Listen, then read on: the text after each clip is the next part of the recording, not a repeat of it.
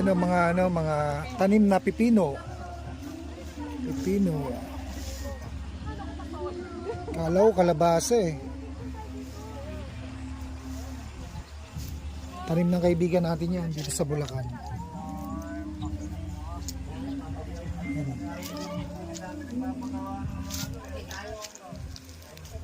Hanap tayo ng bunga ng pipino.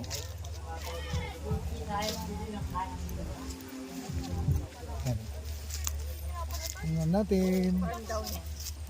Pipino pala ito pa rin, no? Yan. Sitting my pie. Farm ni Divine. Vine. Ayun yung may-ari ng farm.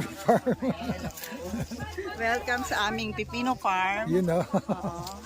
Marami po kami bunga.